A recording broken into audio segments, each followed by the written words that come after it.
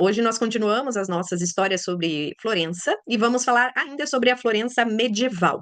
Hoje o nosso foco vai ser mais entender o que aconteceu no final da Idade Média para que Florença acabasse sendo o berço do Renascimento como a gente conhece hoje. É claro que toda essa ideia que a Itália, Florença, é o berço do Renascimento, foi uma ideia que foi montada no século XIX por vários autores, e hoje se discute muito sobre como começou o Renascimento. De fato, foi um período, como isso funcionou.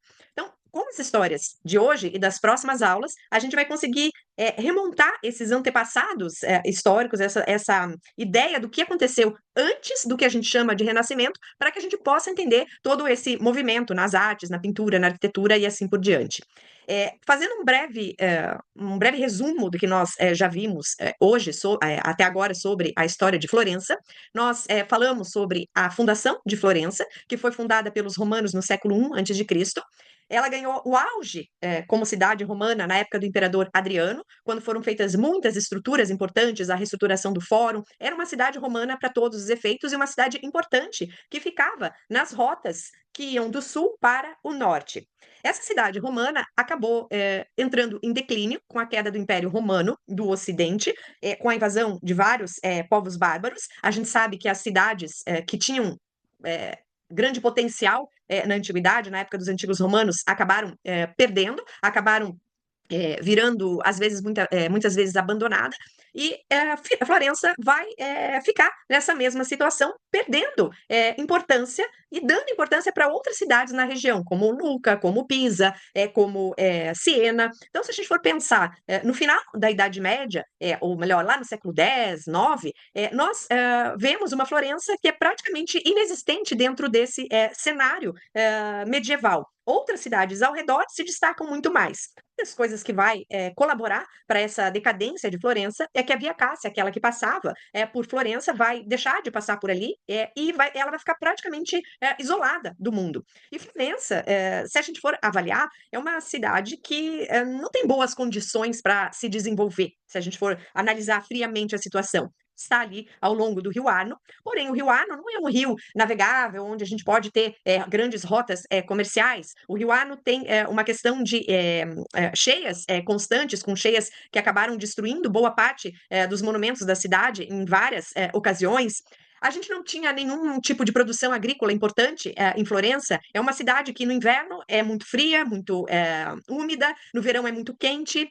E o que aconteceu, então, para que Florença começasse a voltar? É exatamente o que nós vamos ver na nossa aula de hoje. Então, a gente tem essa Florença romana, que vai ter um auge na época do imperador Adriano, depois entra em queda depois da queda do Império Romano do Ocidente, a cidade entra em decadência, e a gente vai começar a ter Florença de volta no cenário como um município independente somente lá no século XII. Na aula passada, nós vimos urbanisticamente o que isso significou na ampliação dos muros da cidade e tudo mais. Sabemos também que nesse período, quando a cidade começa a retomar, as grandes famílias vão dominar o cenário político, então teremos guerras entre famílias, famílias que serão aliadas. Nesse momento também apareceram as corporações de ofício, nós falamos sobre isso na aula passada, que é como se fosse um sindicato aqui, entre aspas, dos ofícios, né? Dos pintores, dos médicos, dos comerciantes e assim por diante. Inclusive, a gente viu que Dante Alighieri fazia parte de uma dessas corporações, porque participar do cenário político era preciso participar de uma dessas corporações. Esse é o cenário da nossa Florença, quando algo acontece com pessoas que resolvem desenvolver a cidade em um modo, e alguns autores até falam do milagre de Florença, né? Porque imaginem, com todas esses contras que nós tínhamos de não ser um local favorável para o desenvolvimento, e mesmo assim a gente vai ter uma espécie de uma Nova York dos dias de hoje, uma Hong Kong dos dias de hoje, uma nova Atenas. Alguns autores que falam sobre Renascimento vão falar numa nova Atenas, né? Atenas, a cidade lá da antiguidade, foi considerada o auge no período de Péricles, no período clássico, e Florença vai ser comparada a todas essas situações. Bem, Florença o que vai acontecer para que a cidade se destaque? Bom, nós vamos ter duas coisas principalmente, e uma como principal. Tecelagem. o que pode surpreender à primeira vista, mas vamos pensar um pouco no passado. Vamos pensar um exemplo, os fenícios, né? Os fenícios que vão dominar o mar Mediterrâneo. Como é que os fenícios começam a se destacar lá no século 11, 10 antes de Cristo? Porque eles vão descobrir uma coloração, a púrpura, que vinha de um molusco, que era extremamente cara e que acaba virando moda de uso entre os reis. Então, os fenícios vão conseguir um grande desenvolvimento, principalmente por conta da púrpura. Veja, aqui os florentinos vão se destacar com tecelagem. Mas ali, eles produziam todos os tipos de tecido. Eles, na verdade, foram buscando condições para isso, porque eles não tinham, por exemplo, um local onde eles tinham as ovelhas, porque uma das principais coisas que eles faziam o comércio era a lã. Não tinham ovelhas ali por Florença. O que eles faziam? Eles iam buscar essa lã em outro local e faziam todo o trabalho com a lã em Florença. Eles vão também conseguir achar a tecnologia da seda, por exemplo, que em Luca era super importante. Inclusive, eles vão fazer uma guerra com a cidade de Luca, justamente por conta desse domínio da cidade de Luca com a seda. Então, essas batalhas que os florentinos vão acabar fazendo com outras cidades da Toscana, com Veneza, não era com o objetivo de ampliar território e conseguir glória. Na verdade, era com uma finalidade bem voltada para a economia e para tirar de cena os concorrentes. Então, eles vão fazer uma batalha com Luca, porque Luca se destacava no comércio da seda. Então, é melhor a gente tirar eles do cenário para que a gente possa entrar no cenário. De certa forma, eles não vão conseguir isso 100%, mas era a ideia deles. E tirando esses concorrentes do mercado, eles conseguiam procurar outros mercados e ampliar o seu comércio. Então, as batalhas, na verdade, tinham um fundo econômico e comercial bastante grande. E Florença vai conseguir vencer e dominar uma boa parte da região. A gente vai ter Florença criando a famosa República de Florença, dominando os territórios, e eles vão começar a crescer, vão criar um sistema de crédito e vão conseguir fazer, depois que eles já começam a evoluir, o chamado Fiorino d'Ouro, que era a moeda local. Essa moeda, de um lado, tinha a imagem do lírio de Florença, e do outro lado, São João Batista, que é o padroeiro de Florença. Eles começam a cunhar essas moedas a partir de 1252 e vai permanecer uma moeda muito estável. Ela vai ter, desde 1252, o mesmo peso, 3,53 gramas de ouro, 24 quilates. E a República de Florença garantia a validade dessa moeda. O que isso quer dizer? Quer dizer que é uma moeda extremamente forte e confiável para pagamento. Nos relatos que a gente tem, dizem que eles, às vezes, nem abriam o pacotinho ali. Já tinha lá o selo da República dizendo que tinha, sei lá, 3 fiorini d'ouro dentro. Isso já era garantido. Mas não tinha trapaça? Com certeza deve ter tido alguma trapaça nesse cenário, principalmente no cenário comercial, que a gente sabe que é um cenário bastante cruel de alguma maneira. Então, mas de qualquer forma, ele é uma moeda confiável, tão confiável que os autores que falam desse período vão comparar o que seria um equivalente ao dólar da Idade Média. Imagine que isso é realmente importante. Hoje, quando a gente faz essas transações internacionais, a moeda que é usada é o dólar, é o euro.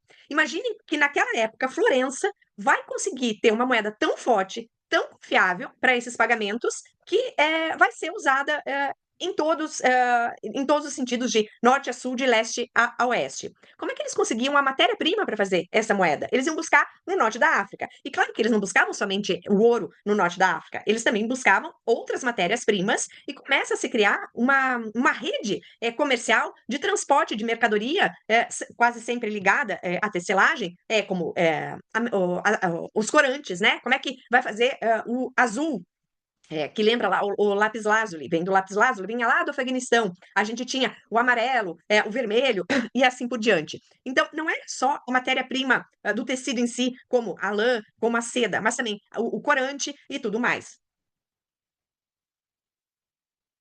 E esse fluxo que os florentinos conseguem em todo o mundo, que se trabalhava no momento, ou seja, a gente vai para o Oriente, vai para a Síria, vai para o Egito, vai para Gana, vai para a China, inclusive, vai para o norte, Inglaterra, Espanha, a Península Ibérica.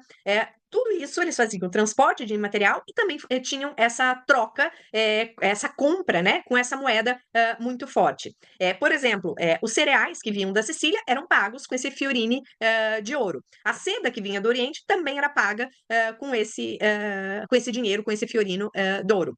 Lá no Oriente, a moeda de referência era o ducato veneziano, que a gente vai falar mais para frente sobre Veneza, hoje a gente vai se ater mais em Florença, e esse ducado veneziano poderia ser de ouro e prata. Assim, a moeda de Florença era fortíssima, porque era uma moeda de ouro 24 quilates. Então, os florentinos vão conseguir aos poucos, e se a gente for pensar, nem foi tão demorado assim, porque se a gente fala numa retomada de uma comune, né, de ter a organização política no século XII, e aqui nós estamos falando no início, na metade do século XIII, eles já tinham essa moeda forte e já tinham estabelecido esse comércio. E claro, quando o dinheiro circula, também começam a aparecer aqueles que vão trabalhar com crédito, né? Ou seja, os bancos, tá? Que o Banco dos Medici não foi o primeiro. A gente vai falar dos Medici mais para frente nas próximas aulas.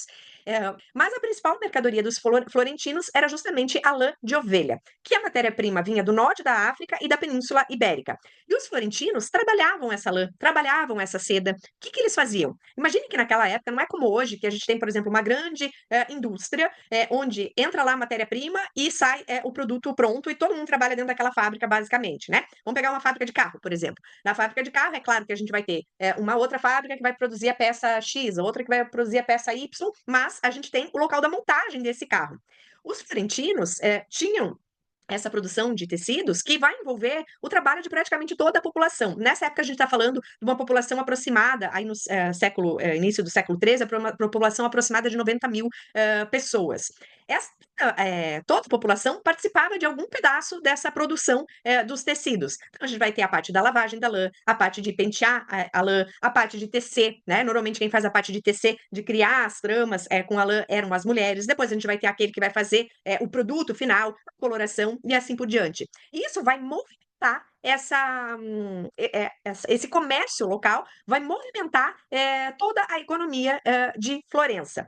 E eles foram extremamente inteligentes de várias formas, eles também vão criar a ideia da oferta e procura, ou seja, do desejo por aquilo. É praticamente como se fosse o início da moda. Como assim, Ali? Veja, nesse momento, as pessoas compravam aquilo que elas precisavam, né? Então, assim, se eu vou comprar uma roupa, eu vou comprar a roupa porque eu preciso da roupa para me aquecer no inverno, mas não porque é um modelo XY, tá? Os florentinos começam a criar o desejo disso. Como é que eles fazem? Bom, de repente, determinada cor de tecido era mais interessante de se produzir ou era mais cara de se produzir, e eles vão falar assim, ó, quem sabe, para os artistas da época, quem sabe você faz a Maria com o manto azul, rosa, desculpa, vermelho, manto azul, vermelho e amarelo. E aí eles vão chegar para as pessoas e vão, na hora de vender o tecido, vão falar assim, nossa, mas já pensou você ter uma roupa igual tá lá na tela com Maria? Cria-se o desejo de ter as coisas. Então, os florentinos foram extremamente inteligentes em conseguir sair do que praticamente era uma Florença que não dava nenhum sinal que poderia se desenvolver. Eles conseguem desenvolver esse setor da tecelagem, conseguem desenvolver a parte financeira de crédito com os bancos, conseguem cunhar essa moeda forte e conseguem dar esse desejo, criando a famosa lei da oferta e procura, esse desejo iniciando uma mentalidade que é extremamente moderna, né? Que a gente quer o brinco que a fulana usa, daí aquele brinco vira moda, todo mundo quer aquele brinco, ou a blusa que um artista usa, aquilo ali vira moda também. Até esse momento isso não existia, e em Florença eles começam a criar isso, principalmente com o recurso das obras de arte. Olha só que interessante. E o que vai ser fundamental dentro desse sistema de Florença vão ser justamente as corporações de ofício, que nós falamos na aula passada, e a primeira que surgiu foi a arte de Calimala, e era também a mais poderosa da cidade, justamente porque ela era dos comerciantes de tecidos. E com isso, os florentinos vão aparecer em todos os lados, fazendo comércio, fazendo importação, exportação, buscando matéria-prima, e realmente parecia que eles estavam por todos os lados. Inclusive o Papa Bonifácio VIII, no ano jubilar de 1300, foi um ano importantíssimo para a história da Igreja e para toda essa história que vai acontecer, inclusive do desenvolvimento das artes. O jubileu foi importante para isso. O Papa Bonifácio vai falar para uma delegação de florentinos nesse ano jubilar o seguinte: vocês florentinos são o quinto elemento, como diz assim, vocês são o quinto elemento que estão por todos os lados, tem a terra, a água, o ar, e vocês são o quinto elemento. Imaginem o quanto Florença estava presente em todos os lados. Mas na nossa próxima aula, a gente continua nessa transição aqui, tá? Para conseguirmos entrar no Renascimento com bases fortes, né? E entendendo o que de fato foi o Renascimento. Porque normalmente fala, a retomada dos valores clássicos, mas por quê, né? Então, tá aí tudo, a gente tá vendo todos os lados aqui do porquê isso aconteceu, tá?